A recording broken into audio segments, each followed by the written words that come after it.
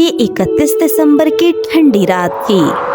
शहर में हर तरफ ठंडी धुंध और बर्फ ही बर्फ नजर आती थी और आज से लगभग 2 दिन पहले ही सुहानी की शादी अपने पिता के द्वारा उसके मोहल्ले में रहने वाले एक बहुत ही अमीर लड़के से करा दी जाती है। माँ जी, आज कितनी ज्यादा बर्फ पड़ रही है ना, मगर इस कमरे में कितना सुकून है और गर्माहट भी है।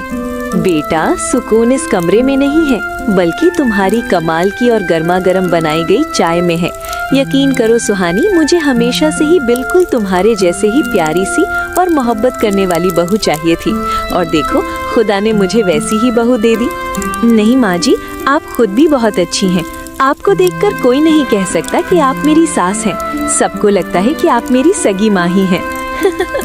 मेरी प्यारी बहू, आज तो तुमने चाय बना ली, मगर कल से तुम कुछ नहीं बनाओगी। अभी तुम्हारी नई नई शादी हुई है। ये तुम्हारे घूमने फिरने के और आराम करने के दिन है। तुम अभी सिर्फ आराम करो और अपनी लाइफ एंजॉय करो। नहीं माँ जी, मुझे तो आपके और देव के काम करके बहुत खुशी मिलती है। खुदा करे हम तीनों का ये प्यार हमेशा यूं ही बना रहे। बाहर की हवा शदीद ठंडी थी और काली धुंध ने रात को और भी ज्यादा गहरा कर दिया था, मगर सुहानी के नए घर का कमरा बहुत गर्म था, जहां पर सुहानी अपने पति देव और अपनी सास के साथ चाय की चुस्कियां लेते हुए आग सेक रही थी। और अगला दिन होते ही सुहानी अपने पति और सास के लिए बहुत ही अच्छा सा नाश्ता बनाती है। अरे बहू रानी, ये सब तुमने क्यों बनाया? मैंने तुमसे कहा भी था कि अभी तुम किचन में नहीं जाओगी। माँ जी, मुझे घर का काम करके और सबके लिए सुबह का नाश्ता बनाने में बहुत ही खुशी मिलती है।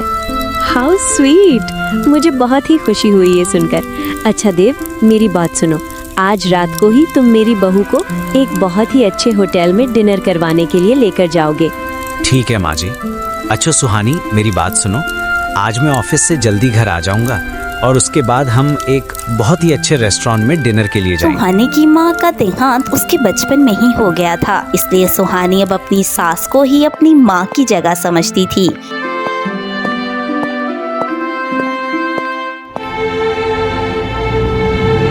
और देव के ऑफिस चले जाने के बाद दोनों सास बहू बैठकर बहुत सारी बातें करते थे।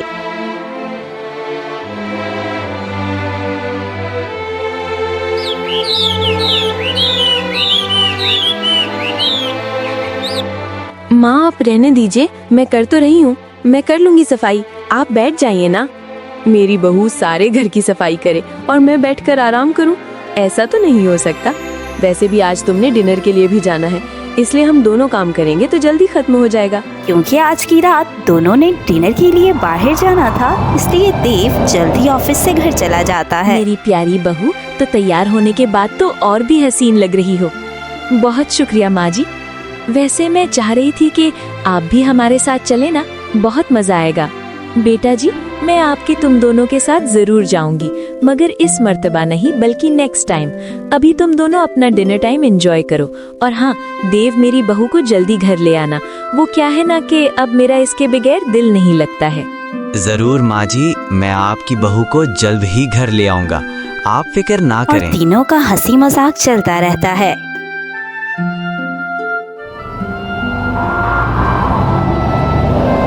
तुम्हें आइसक्रीम का ये चॉकलेट फ्लेवर पसंद तो आया है ना सुहानी? हाँ देव, ये वाकई में बहुत ही ज्यादा स्वादिष्ट है। और वैसे भी आग के पास बैठकर ठंडक के इस मौसम में आइसक्रीम खाने का मजा ही और है। देव और सुहानी होटल जाने से पहले रास्ते में एक बहुत ही अच्छी आइसक्रीम शॉप से आइसक्रीम एंजॉय करते हैं। बताओ सुहानी, तुम क्या खाना पसंद करोगी? तुम जो कुछ भी खाना चाहोगी तुम्हें यहाँ पर मिलेगा। आखिर ये शहर का बहुत फेमस रेस्टोरेंट है। अच्छा तो फिर ठीक है, मैं खाऊंगी chicken fried rice with extra cheese and sausages and हाँ 1 cup of hot chocolate syrup coffee का भी। ठीक है, मैं तो सिर्फ chicken hot sour and corn soup ही लूंगा। चलो रुको, मैं ऑर्डर करता हूँ।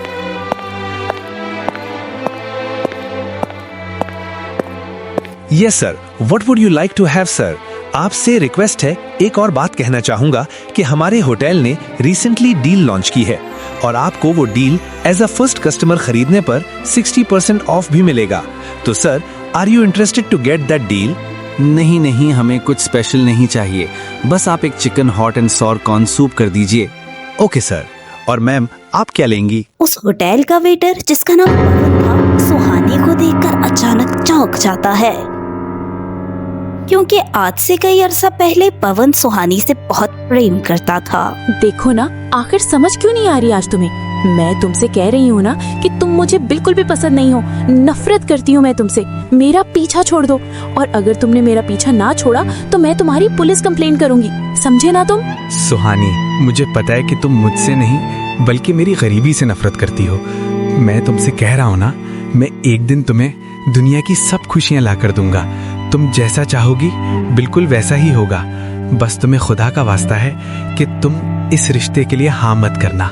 ओए ओए गरीब इंसान, तुमने अपनी शक्ल देखी है? गुर्बत की अगर कोई शक्ल होती ना तो बिल्कुल तुम्हारे जैसी होती।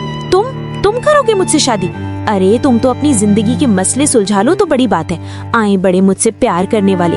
और तुम जानते भी हो, जिस घर से मेरे लिए रिश्ता आया ना, वो लड़का बहुत ही अमीर कबीर है। जैसा कि मैं अमीर हूँ, मेरे डैड अमीर है, इसी तरह वो लड़का भी एक बहुत बड़ी कंपनी का मालिक है। और तुम्हारी औकात कहाँ और मेरा लेवल कहाँ? तुम्हारी गरीबी और मेरी अमीरी में जमीन और आसमान का फर्क है, समझे ना? सुहानी, ऐसा ना कहो। माना कि वो लड़का भी तुम्हारी तरह ही अमीर है, मगर मैं तुमसे मोहब्बत करता हूँ और अब मैं तुम्हारी कोई भी बात नहीं मानूंगा। मैं आज रात को ही तुम्हारे डैड से तुम्हारा हाथ मांगने के लिए आऊंगा। खबरदार जो तुमने मेरे आलीशान महल में कदम भी रखा तो तुम जैसे गरीब को देखकर तो मेरे डैड तुम्हारी टांगे ही तोड़ देंगे। और आज के बाद मुझे बुलाने की जुर्रत भी मत करना, और ना ही दोबारा बीच सड़क पर मुझे रोकने की जरूरत है। तुम कुछ भी कहो लो, मैं जरूर आऊंगा आज। मैं तुम्हें खोने से नहीं खो सकता। सुहानी, तुम मेरी जिंदगी हो। मैं तुमसे बहुत मोहब्बत करता हूँ। तुम्हें खोने से मैं नहीं डरता। प्लीज अब मुझे ना छोड़ के जाना। मैं तुमसे इतनी मोहब्बत करता हूँ कि किसी से नहीं कर सकता। पवन, जो कि किसी जमाने में सुहानी का सच्चा प्रेमी था, रात होते ही दौड़ा सुहानी के घर उसके पिता के कदमों में जा मुझे गिरता जल्दी है। जाकर सुहानी के डैड से बात करनी होगी, इससे पहले कि वो उसकी शादी किसी और से कर दे।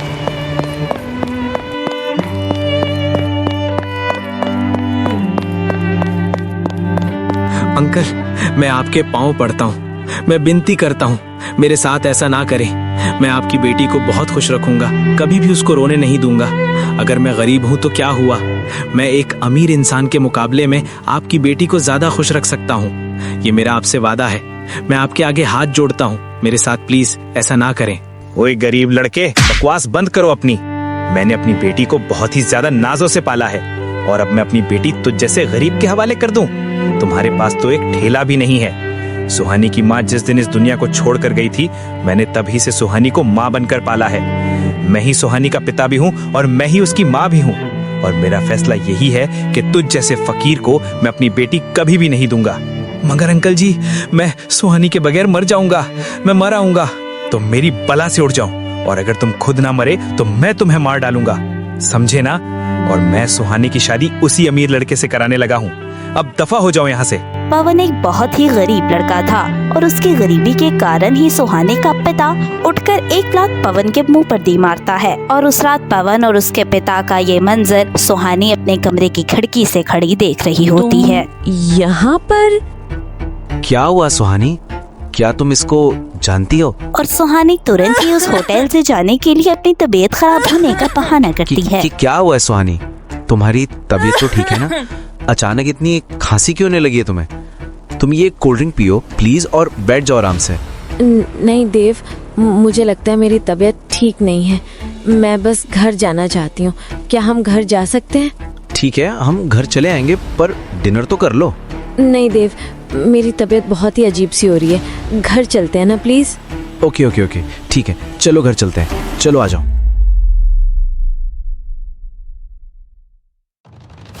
अरे ये तो सुहानी है, मेरी बचपन की मोहब्बत है, और ये जो उसके साथ है लगता है यही सुहानी का शौहर है। अरे वाह मेरी। क्या हुआ बहू रानी, तुम चाय क्यों नहीं पी रही हो? और आज बहुत चुप भी लग रही हो बेटा। तुम्हारी तबीयत तो ठीक है ना? देव, जरूर तुमने ही कुछ कहा है सुहानी को। चलो बताओ, क्या कहा है तुमने सुहानी को जो वो इतनी चुप है आज? अरे माँ जी, मैंने तो सुहानी को कुछ भी नहीं कहा, बल्कि रात को भी सुहानी ने डिनर नहीं किया। चुप है? कुछ नहीं माँ जी, बस सर में दर्द था, इसीलिए रात को नींद पूरी नहीं हुई और सर दर्द की वजह से जिस्म थका हुआ भी लग रहा है। अरे अरे, ये तो बहुत बुरी बात है। मेरी बेटी के सर में दर्द हो रहा है। अच्छा ऐसा करो, ये चाय तो खत्म करो ना, उसके बाद कुछ अच्छा महसूस करोगी।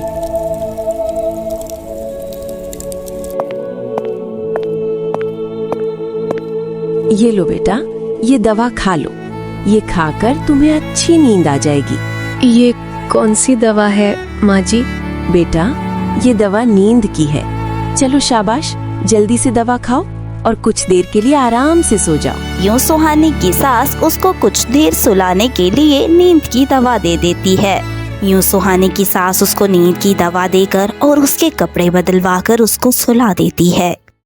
यूं देव के घर से निकलते ही पवन अपने दोस्त को फोन मिलाता है ताकि देव की हत्या करवाई जा सके। ओए रावण, तुम तैयार खड़े हो ना? सुहानी का पति घर से निकल चुका है। तुम्हें मालूम है आके तुमने क्या करना है? हाँ हाँ दोस्त। आने की आवाज है। यूं सुहानी जैसे ही अपनी सास के चिल्लाने की आवाज सुनती है, वो तुरंत ही अपने कमरे से निकलती है और देखती है कि पवन उसकी सास की हत्या कर चुका है। माँ जी, ये तुमने किया क्या है? जाहिल इंसान, तुम मेरे घर तक कैसे पहुँचे हो? तो तुम्हें मैं छोड़ूंगी नहीं। अभी मैं देव को फोन करूंगी, वो खुद ही तुम्हें पुलिस के हवाले करेगा। वो खुद ही तुम्हें पुलिस के हवाले करेगा। अरे अरे, कौन सा देव? कोई देव नहीं है तुम्हारा। देव मेरे और तुम्हारे प्यार के बीच में आ रहा था, तो मैंने उसकी गाड़ी का एक्सीडेंट करवा दिया है। अब तक तो वो मर भी चुका होगा। सुहानी देखो ना, अब मेरी और तुम्हारी जिंदगी के बीच में कोई भी नहीं आएगा, कोई भी नहीं, ना ही ये बुढ़िया और ना ही तुम्हारा पति। सुहानी, अब तो मुझे कबूल कर लो। बकवास बंद करो अपनी, जाहिल इंसान। मेरी माँ, मेरा पति इस दुनिया से चले गए तो मैं इस दुनिया में जीकर क्या करूंगी? मेरी जिंदगी उजाड़ दी तुमने। मैं भी यहाँ नहीं रहूंगी। अरे सुहानी, कहाँ जा रही हो? ये क्या करने आई हो तुम पागला तो नहीं होगी? सुहानी नहीं, सुहानी रुक जाओ, ऐसा ना करो। सुहानी, मेरा प्यार, मेरी सुहानी ही जब चली गई तो मैं यहाँ अकेला जीवन कैसे बिताऊंगा? मैं भी अपनी सुहानी के पास ही जा रहा हूँ। यूं सुहानी अपनी सास और पति देव के चले जाने का सदमा बर्दाश्त नहीं कर पाती और सुहानी का प्रेमी पवन भी सुहानी को देखकर आत्महत्या कर लेता है।